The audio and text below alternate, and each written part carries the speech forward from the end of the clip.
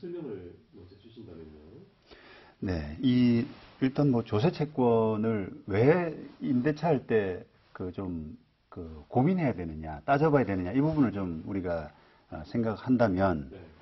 조세 채권 우선의 원칙이라고 하는 그 부분을 좀 이렇게 무언가를 알아봐야 됩니다. 네. 이게 조세 채권 우선의 원칙이라고 그래서 공시가 안 되면서도 임대차 보증금 채권보다도 나중에 경매 배당에서 우선순위를 가질 수 있는 이런 부분이 있기 네. 때문에 세입자들한테는 자칫하면 이게 복병이 될 수가 있는 거죠. 네.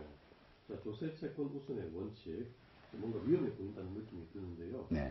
자세히 설명을 해주시죠. 네. 말처럼 조세 채권이 이제 우선한다라고 하는 그런 건데요. 네. 경매나 공매에 들어가서 조세 채권이 다른 채권보다도 우선해서 배당을 받을 수 있다라고 하는 그런 원칙입니다. 네. 원래 우리가 이제 특히 이제 임대차 할 때는 등기부등본을 떼서 거기에 뭔가 등재가 되어 있는 기재가 되어 있는 그런 부분을 보고 임대차 할지 안 할지 이런 부분을 이제 결정하게 되는데, 이 조세 채권만큼은 그게 이제 우리가 정상적으로 되면 압류가 되어야 되는데, 네. 압류가 안 되더라도 이 조세 채권이 이미 발생해서 법정 기일이 들어가 있다라고 하게 되면은 네. 보증금보다 이제 앞설 수 있는 그런 부분 때문에 굉장히 위험합니다. 여기 조금 더 앞으로 돌아가서 조세 채권이 문제가 위험할 수 있다라는 말씀을 좀 해주실 건데, 조세 채권이 어떤 것인지 좀 설명을 조금 더 쉽게 해주신다면요. 네. 일단 임대차 관계로 그냥 놓고 보자 그러면, 임대인, 집주인이 체납한 세금이라고 보시면 되겠습니다. 세금. 네. 네. 그걸 이제 조세를 세금이라고 달리 풀어도 될 것 같은데요. 그러니까 국가 입장에서 보면 그 사람에 대한 세금 채권이니까. 그렇죠. 조세 채권을 표현하는 건데, 예. 집주인이 체납한 세금이 붙어 있을 수 있기 때문에 예. 이거 조심해야 된다. 예. 국가 입장에서는 조세의 채권이 되고, 네. 집주인 입장에서는 조세 채무가 되는 그런 구조가 되겠죠. 우리가 이제 임대차를 할 때 그 집안 등기부를 빼보잖아요. 네. 등기부에 보면 저당권이 설정되어 있으면 이거 보고 이 금액 이만큼 돼 있구나라고 보고 네. 조심해서 내 임대차 보증금 이거 저당 채권을 백으로 나중에 확보할 수 있을까 판단해가지고 계약하면 되는데, 네. 조세 부분은 집주인이 세금을 안 냈는데 그게 등기부에 안 나오잖아요. 그렇습니다. 근데 나중에 이것을 보증을 받으려고 들어가 보니까 국가가 이 사람 세금 체납했어. 이거 우리가 먼저 가져갈 거야. 네. 라고 해버리면 낭패라는 거잖아요. 그게 이제 조세 채권 우선의 원칙인데, 네. 세금을 이제 확보하기 위한 그런 어떤 강제력, 네. 이런 것 때문에 지금 제도가 되어 있습니다만 세입자한테는 큰 낭패가 되는 네. 거죠. 이런 낭패를 피하기 위해서 오늘 조심할 수 있는 부분들 알려주실 거겠군요. 네, 그렇습니다. 네. 경매에 들어갔을 때 이 조세 채권이 먼저 국가가 먼저 뛰어들어서 이거 우리가 먼저 가져갈 거야 이렇게 납부채 가버린다는 건데, 네. 그럼 이 조세 채권을 우리가 어떻게 확인하고 조심을 할 수 있을까요? 원래 이제 임대차 할 때 제일 안전하게 하는 방법은, 세금이 발생한, 체납한 세금이 있으면은 집주인은 이제 그걸 알고 있습니다. 네. 자기가 못 냈기 때문에. 그렇죠. 그래서 임대차 할 때 국세, 지방세 이런 완납 증명서 요걸 좀 확인해 봅시다라고 하게 되면은 네. 그 확인을 통해서 세금이 어느 정도다, 또 언제 발생했다, 이런 부분을 다 낱낱이 확인할 수가 있는데, 네. 그런 부분에 대한 확인하는 것이 실제로 실무상으로 되게 어렵고, 네. 또 우리 정서상 좀 안 맞기 때문에 확인이 잘 안 이루어지기 때문에 지금 임차인이 손해 발생하는 그런 경우가 종종 생깁니다. 그 경매 과정에서 국가가 먼저 뛰어들어서 이 세금을 우리가 먼저 가져갈 거야라고 하시는 그 조세 채권, 집주인이 체납한 그 세금 채권이 집주인이 안 낸 세금 전부를 말하는 건 아니잖아요. 말하자면 종합소득세 안 냈다고 해서 이게 먼저 이렇게 경매 과정에서 갖고 가는 건 또 아니잖아요. 이제 그거는 조금 따져봐야 되는데요. 네. 우리가 세금이 이제 배당되는 과정에서 우리가 세금을 국세, 지방세 이렇게 나누기도 하고요. 여러 가지 이제 분류를 할 수가 있는데, 적어도 이제 배당, 또 경매 관련해서 이제 분류를 해보자 그러면 당해세와 비당해세로 네. 분류하는 것이 맞습니다. 그래서 당해세는 그 해당 부동산에 관련된 그런 세금이기 때문에 그 세금은 임대차 보증금보다도 이제 당연히 그냥 앞서게 되는 거고요. 이 당해세가 이제 세목을 좀 말씀해 주신다면요. 네. 상속세, 그 다음에 증여세, 그 다음에 종합부동산세, 뭐 이런 세금들이 있습니다. 네, 이런 세금은 임대차 보증금보다 우선해버린다. 네. 그게 법정기일, 이제 다음에 말씀드릴 이제 법정기일 말씀을 드릴 텐데, 네. 법정기일이 임대차 그 보증금이 우리가 확정일자를 받지 않습니까? 네. 그 확정일자보다도 앞서느냐 뒤냐 관계없이 이 당해세는 임대차 보증금보다 무조건 앞서게 되는 거죠. 네.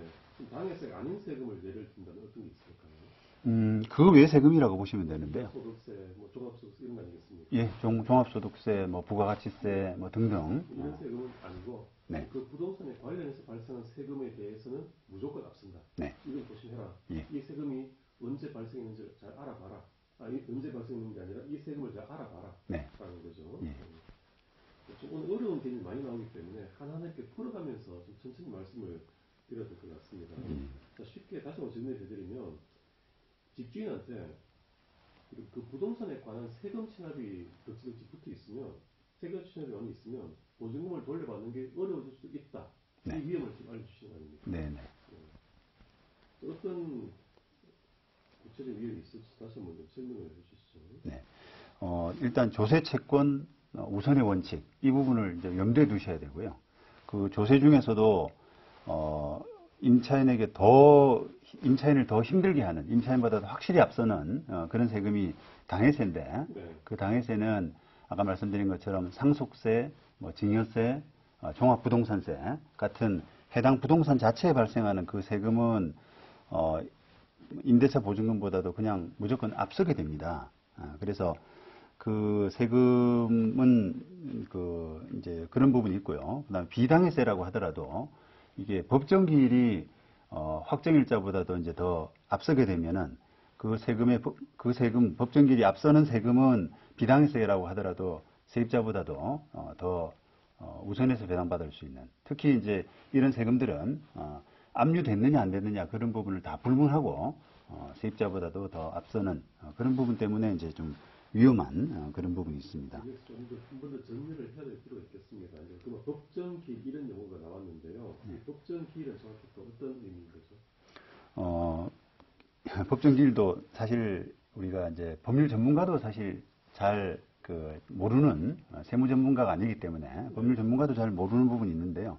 이게 조금 우리가 세금을 자기가 사진 신고해서 내는 세금이 있고요. 네. 그 다음에 국가에서 또는 지방자치단체에서 부과되는 세금이 있습니다. 네. 그런데 이제 신고된 세금은 신고 날짜가 있을 거 아니겠습니까? 네. 그래서 그 신고해야 될 그 기간을 이제 법정기일이라고 보시면 될 것 같고요. 네. 그 다음에 부가세 같으면은 언제까지 부가 납부하라라고 정해진 기간, 그게 이제 법정기일이라고 보면 될 것 같습니다. 그 세금 채권이 발생한 날짜로 생각해도 크게 틀리지 않겠죠? 그렇습니다. 네. 정리를 이렇게 될 것 같습니다.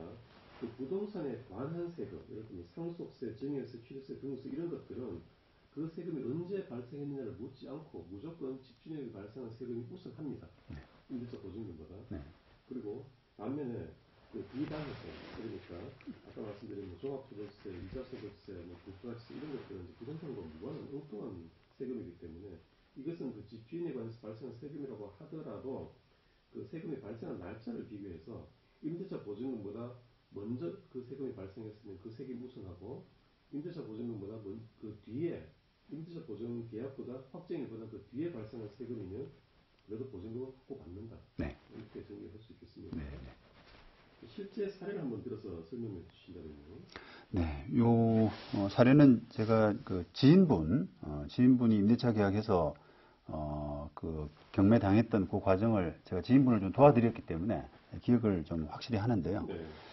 오래된 이야기인데 그때 이제 그 마포의 아파트 전세를 들어갔습니다. 네. 그런데 이제 시세가 한 2억 4천 정도 되는 그때만 하더라도 아파트 2억 4천이면 언제 일인가요? 한 15년 전인가요?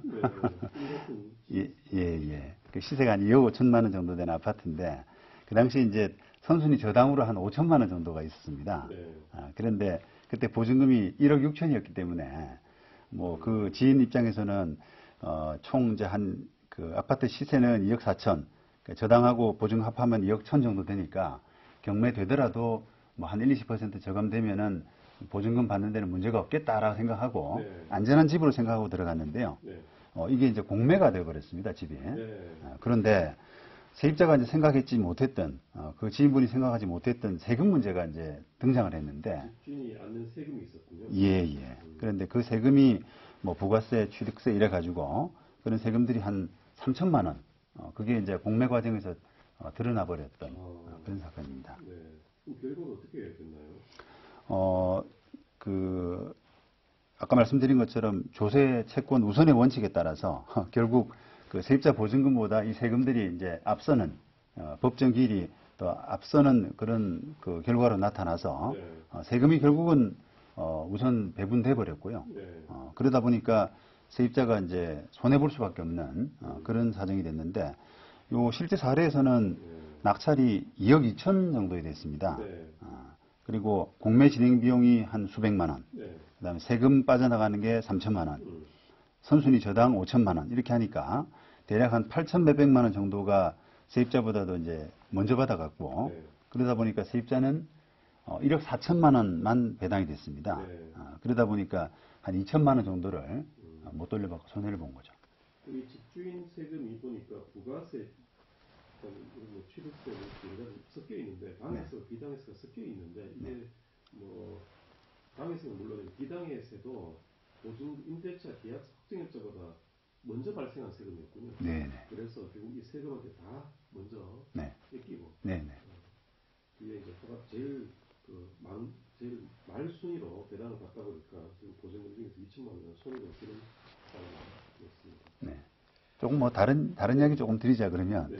그 1억 4천의 낙찰 죄송합니다. 2억 2천에 이제 낙찰이 되긴 했는데 네. 그 세입자가 낙찰을 받았습니다. 아. 그래서 지금까지 살고 있는데 네. 전화위복이 된 셈이죠. 그러네요.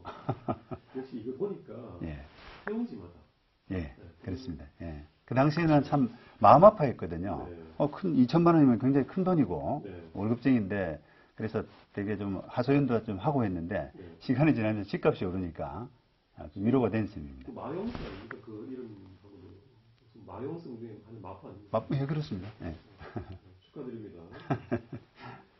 1차인 권리 보호를 위해서 조세채권 확인이 필요하다 이런 말씀 와닿는데요. 이게 계약을 하기 전에 확인하는 게 좀 쉽나요? 일단 그 임대인 협조가 없으면 불가능하다. 그렇죠. 제도상으로는 불가능하다 이렇게 말씀드릴 수가 있습니다. 네. 그래서 이 사전에 이제 고려가 좀 돼야 되는데 그런 임대인 협조를 얻지 않고는 안 되기 때문에 뭐 정보 공개 청구라든지 뭐 등등 여러 가지 지금 제도를 하더라도 임차인 독자적으로는 할 수 없게끔 지금 되어 있습니다. 그러면 이걸 어떻게 하나 이게 임대인의 체납 여부를 알고 싶은데 본인이 응하지 않으면 도리가 없다 이런 상황인 거잖아요. 그렇죠. 예. 그래서 결국 안전하게 하려 그러면 임대인한테 요구를 해야 되고요. 네. 아까 말씀드린 국세, 지방세 완납 증명서를 좀 보자 네. 이렇게 해야 되는데 만약에 이제 그게 임대인이 못 해주겠다라고 하면은 제가 이제 변호사 입장에서는 그런 집은 하지 말아라고 네. 말씀드리고 싶습니다. 그거는 해주는 임대인이 합리적인 임대인이고 네. 또 이제 그런 임대인을 만나야 계약 관계도 계속 스무드해지게 되는데 단칼에 이게 안 된다 그러면은 좀 뭔가 좀 찜찜한 거죠. 그러면 그 말씀도 맞는 게 이게 제도적으로 이걸 그 집주인의 체납 여부를 알 수 있는 시스템이 없기 때문에 좀 알려주세요라고 했는데 거절하면 뭔가 있나 보다라고 의심을 가질 수밖에 없는 거잖아요. 네. 그런 집은 계약하지 마라 이런 말씀을 또 해주셨네요. 예. 근데 이게 이제 상황이 저희 변호사 입장에서 아까 제가 그렇게 말씀드린다고 말씀드렸는데 실무에 이렇게 가보면은 그 임대차 계약하면서 집주인한테 세금 냈는지 좀 확인 좀 해주세요라고 하는 말 자체가 잘 안 떨어지는 모양입니다. 안 되죠. 예. 안 나오죠. 예. 그러다 보니까 이게 너무너무 어렵다. 그런 하소연들을 많이 하세요. 그렇습니다. 자, 여기서 퀴즈를 하나 내드리겠습니다.